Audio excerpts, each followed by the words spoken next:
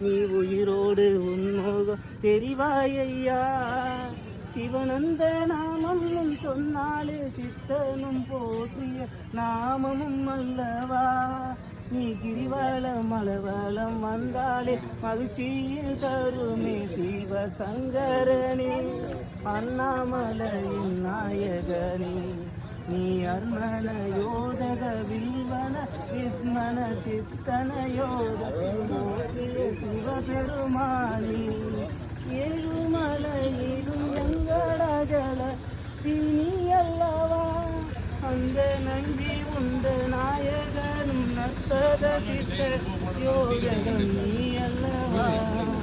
சத்தன சித்தன நந்தி தேவனும் நீ அல்லவா.